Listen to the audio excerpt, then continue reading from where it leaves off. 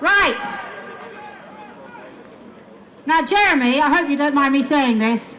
Jeremy's had a bit of a bad back recently, so it has actually been a serious deal for him to get here today. Now, remember how loudly you cheered when we were trying to get number 11 to know you were here. I know you've got some horns out there. 1, 2, 3, cheer! Thanks, everyone. Thanks, Emily. Thanks, Ollie. Hello, everybody. You're right, I'm not supposed to be here. I'm not supposed to be talking. But we've got a few things to say. And I'm going to start with a bit of honesty. I lived in London 25, 30 years. And when I was here, like a lot of people who live in cities and go on Twitter, I thought farmers drove around in Range Rovers, moaning, until February, and then you all went skiing. And then about 5 years ago, I started farming. And I've come to understand just how unbelievably difficult it is, and complicated, and dangerous, and cold. Very cold. Even when we're harvesting, it's cold.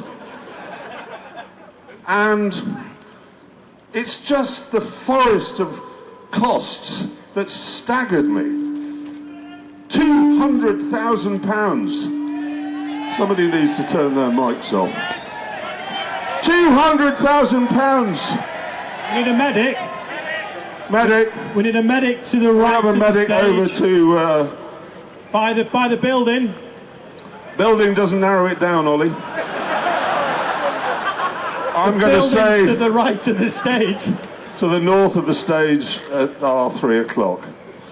Okay, so as we all know, everyone down there, you know a tractor, £200,000 for a medium-sized one. A combine, £500,000. All the equipment costs a fortune. And if you try to price what you're selling to accommodate that, there's just a lot of moaning. You get people saying, well, I shouldn't pay that. I can get a chicken from abroad. Yeah, you can. But it's so full of chlorine, it tastes like a swimming pool with a beak. And then you've got the environmentalists endlessly shouting at you, oh, your cows, they're altering the composition of the gases in the upper atmosphere, and your fertilizers ruining the trouty freshness of our streams and rivers. And I know sometimes you just think, well, what's the point? We're just trying to make breakfast, lunch and dinner, and it's just this endless whinging and there's no money in it. And the regulations. Some of you down there will know what I'm on about when I say we got a lot of GS4 this year on the farm. And we were told, oh, the sheep will love that. No, they don't. They're standing looking at it in the same way that a 5-year-old looks at an olive. They don't want to eat it. And so we have all of this complication and all of this cost, and there's very, very little money in it. Very little money, as you know. And then we got the budget. Now, I know a lot of people all across the country in all walks of life took a bit of a kick on the shin with that budget. You lot got a knee in the nuts and a light hammer blow to the back of the head. Because we had pickup trucks, double cab pickup trucks, being reclassified as company cars. 211% tax rise there. £50 carbon tax on a bag of fertiliser. The basic farm payments altered in such a way that we're getting a lot less than we thought we were going to get. And then there was the inheritance tax business. Honestly, I don't know where to start. I know you've heard a lot about it today, and I'm not going to dwell on that. I will just say this. Rachel Reeves has told us, what is it, 72%? 72% of farms are going to be unaffected by this. I've just been interviewed by Victoria Derbyshire for Newsnight. Let's see if we can educate her here, if she's still around, Victoria. How many people here, if you'd raise your hands, are from a family farm? I want to see, right. I hope you can see that. I hope we've got our cameras from the show up high to see. That's a lot of hands. Now, keep them up, and I want you to lower them if you think, and you've had time to work this out, you think you're going to be unaffected by the changes to APR and BPR. Put your hands down if you're going to be unaffected. Thank you. My case rests. I want Newsnight to see that. She was trotting out. Nobody's affected. Rachel Reeves says so. Since when was the BBC the mouthpiece of this infernal government?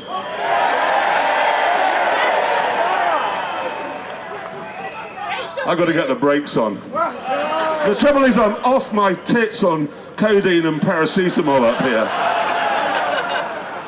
I don't know what I'm saying. But I do want to finish, if I may, with a message to the government. I do. Not a shouty one, it's this. For the sake of everybody here, and for all the farmers who are stuck at home today, paralysed by a fog of despair over what's been foisted upon them, I beg of the government to be big, to accept that this was rushed through, it wasn't thought out, and it's a mistake. That's the big thing to do, admit it, and back down. Thank you, everybody. Have a great day.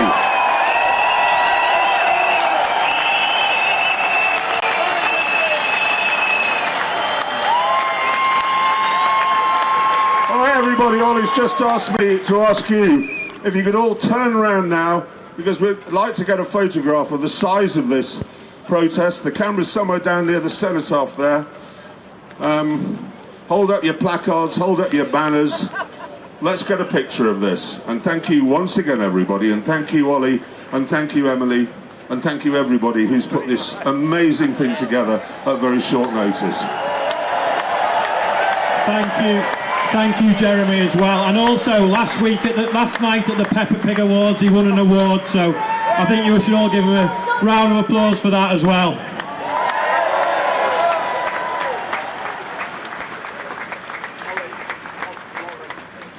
Right, the next... It's cruel, it is unfair, and it is going to destroy farming as we know it. And that is why we will, at the very first opportunity, reverse the family farms tax. I have here with me Victoria Atkins and Robbie Moore. They are the shadow ministers who are watching what the Department for the Environment, Farming and Rural Affairs is doing. They're watching the Treasury. We are the team that are working for you. We know the burden that farmers are carrying. A lot of people think that farming is just a business. It is not just a business. It is a way of life. It is about family. It is about the land. It is about the environment. It is about our food. We cannot survive without you. I want you to know that we have your backs.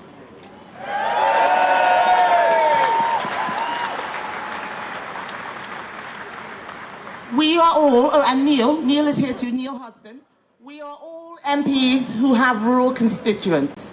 We cover the rural communities. We know what farming is like. We understand that you have no certainty. We know that bad weather, a bad harvest could put you out of business. We know that you are buffeted every day by what happens all around the world. We know that you need protection. We understand that you have been doing this all your lives, that without you, we cannot eat. We understand the burden that farmers carry, not just for yourselves, but for the whole country. We understand how difficult it is when you're negotiating with supermarkets. We understand how difficult it is when you're looking at prices for fertilizer. We know what you are dealing with, and that is why we know how this tax will destroy your way of life, and that is why we are going to reverse it.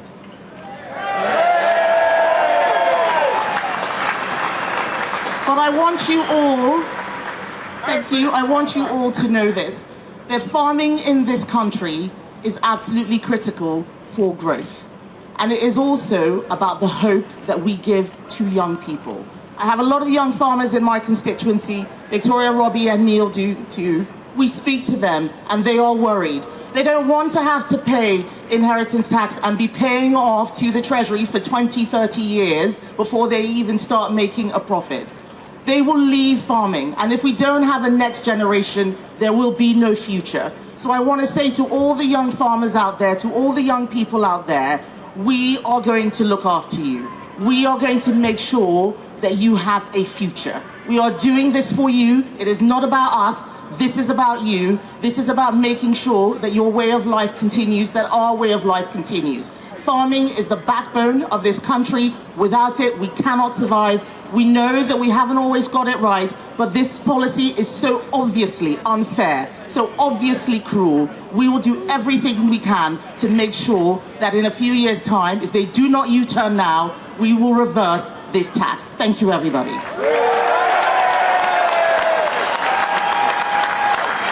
Thank you so much, Kemi. Big cheer for Kemi Badenoch! Well, there was the leader of the Conservative Party, Kemi Badenoch, speaking to cheering farmers there, of course, saying that if her party is elected at the next election, they will reverse this tax. Indeed. And